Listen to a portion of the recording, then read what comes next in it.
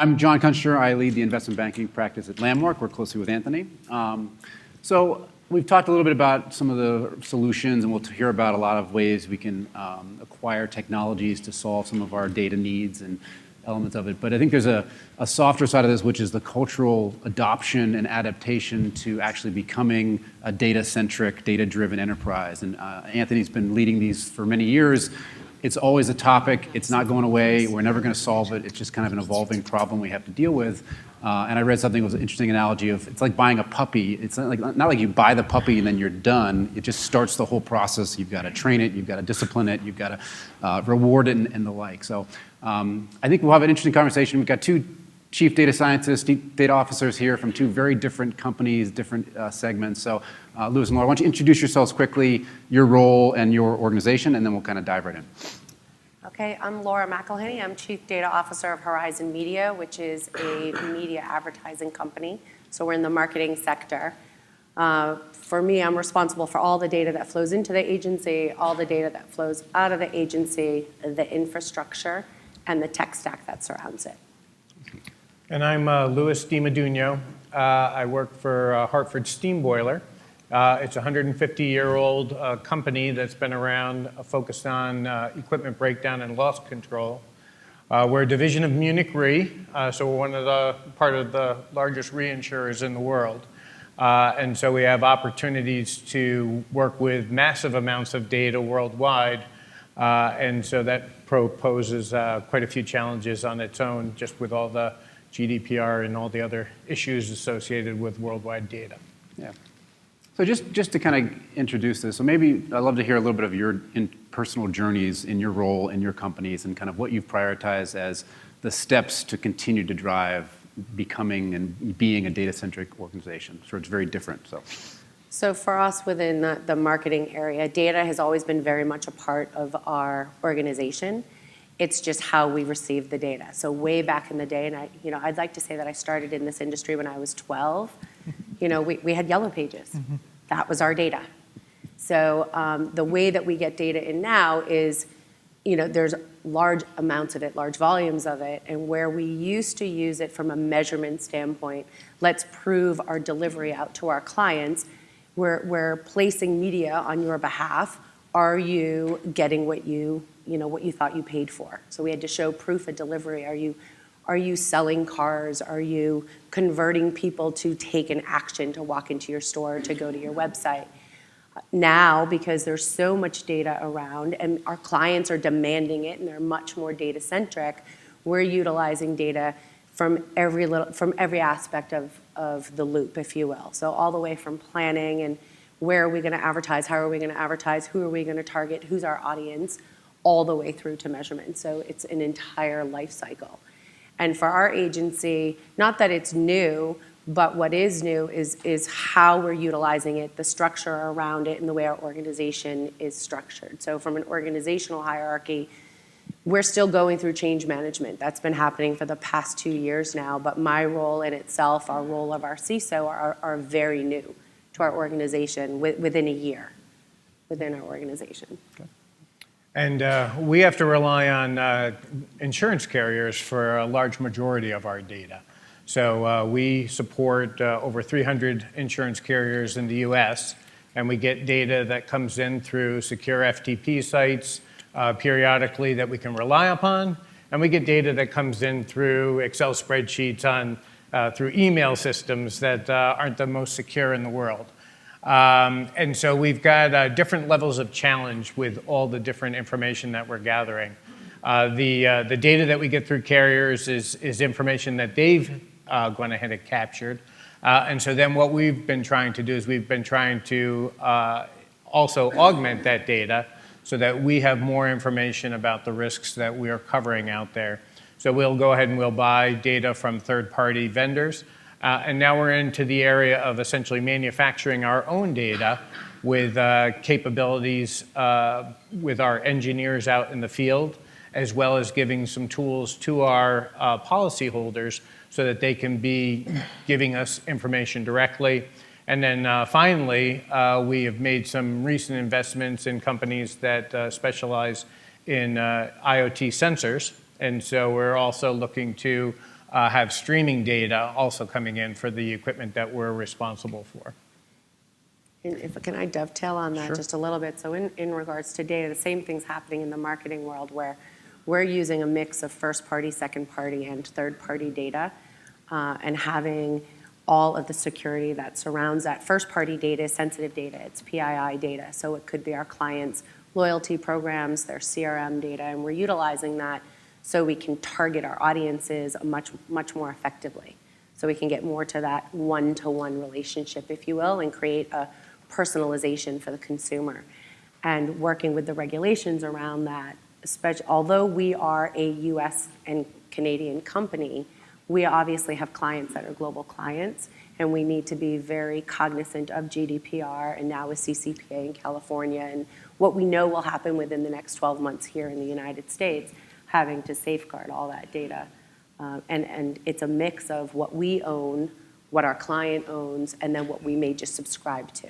I mean, to that point, how do you make the decisions, or how have you prioritized valuing your data? I guess is there different organizations use different data different ways. You know, there's clients asking for certain things. Have you created internal processes for actually valuing this and prioritizing and then leveraging it in different ways versus buying third-party data? I'm just curious the processes you've put in place. It's been a journey, and I feel like I'm in college every day because we're learning every single day. There's something new that's coming up. But it is a mix of that. It's a mix of every client's different, and data is different of how they're going to utilize it. There are some clients where that personal journey is needed. You need to connect to that consumer one-to-one, but we have other clients where they don't need quite that personalization. Maybe it's more just of a brand lift. They just want people to know about them, as a whole. So you have to look at it on a case-by-case basis. As we've been building out our data asset, it took a lot of education for us to do that. So to mix what we have in our own asset pool, if you will, and how we marry that with our clients' data. Okay.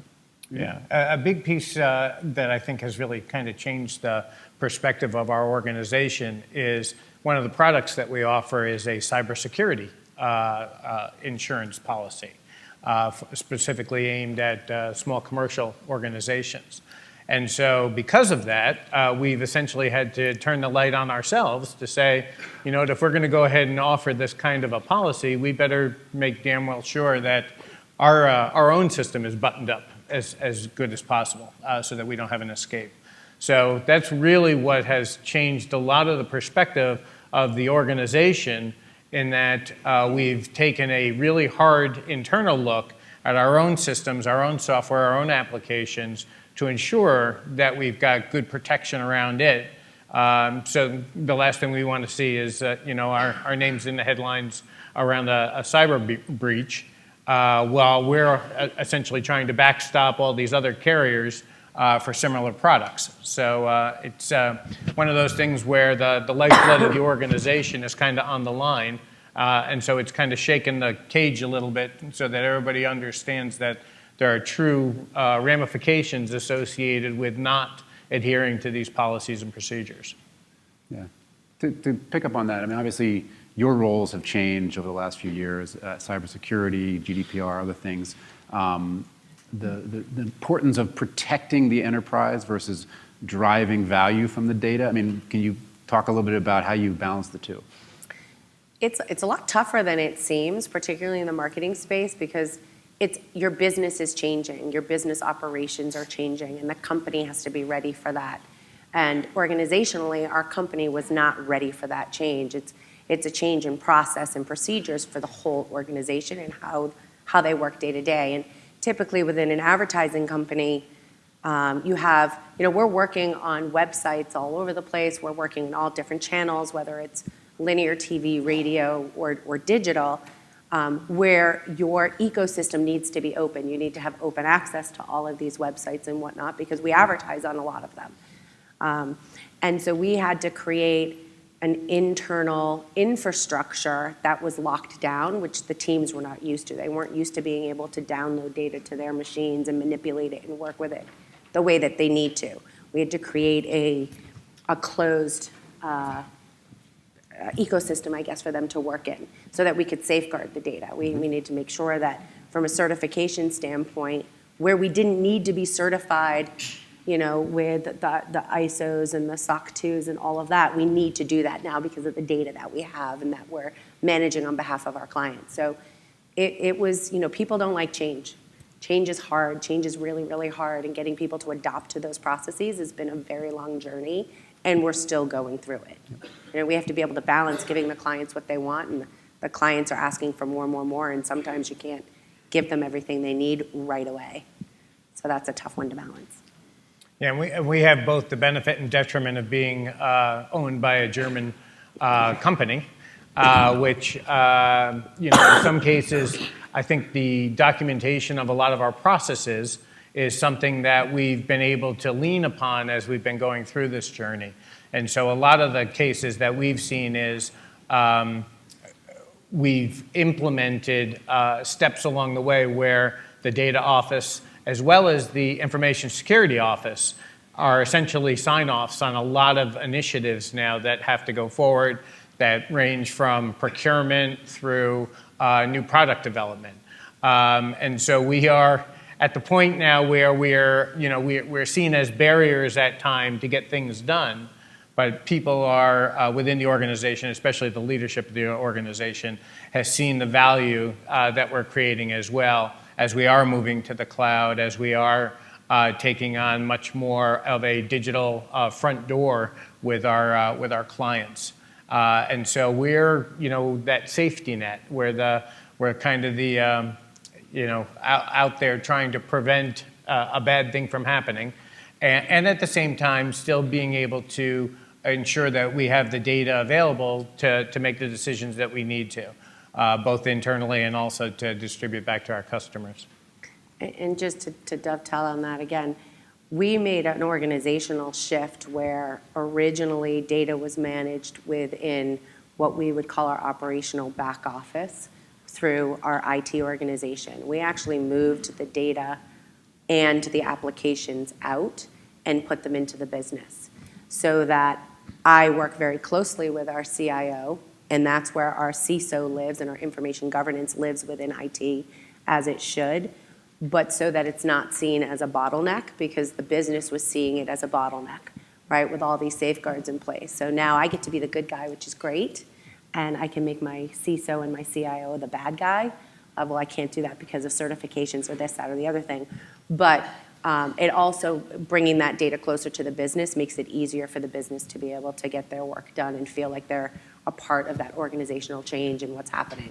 Yep. And just one more thing on that. We've established the checks and balances, and so I'm sure most of you have your information security folks within your IT organization.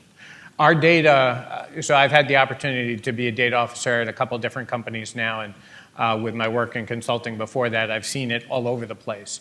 Having the data office associated with the business, or at least on the operations side, gives a good yin and yang association with what's happening in IT and what the needs are of the business. And it really works out a good balance. The ISO has been really my key partner in each of the different roles that I've had. And so again, kind of bringing that data organization and that ISO organization together has really paid dividends for us. I'm assuming your jobs are split between, you're looking at new technologies, new innovations to bring into the organization, and then how do you get people to actually use it and comply with it and drive value from it? So maybe talk a little bit about some of the experiences you've had or best practices for, one, how much time you're spending on each of those, and then two, once you make a decision, how do you get it actually adopted in the enterprise? Yeah, I mean, for us, technology changes very, very quickly, and there's always a shiny new ball that the business wants to bring in-house. Mm-hmm. So we're very much involved with all of that, going through all the RFPs, RFIs with our tech vendors and bringing that technology in-house. Because we're part of the business, we make them a part of the process as well. That is a huge benefit. So as we're creating scorecards for all of our vendors, as we're, deciding who the best vendor may be to utilize, we're making them a part of that. So that helps with adoption. At the end of the day, we're always looking for technology that's going to make the data cleaner. Because at the end of the day, if you're bringing garbage in and you're taking in, bad data, then what your output isn't relevant, right? You don't have accurate or valid data, and that's a huge thing for us because a lot of our clients, we we work on performance-based outcomes. So if we're not meeting KPIs for our clients aren't paying us. So it's very important that the technology that we're utilizing is up to date, that it's sexy, right? Because people want to work in a sexy interface, sexy platform. But most importantly, that the data that's being put in and taken out is accurate, valid, and usable. Yeah. To piggyback onto that, we've used this term of gold space data.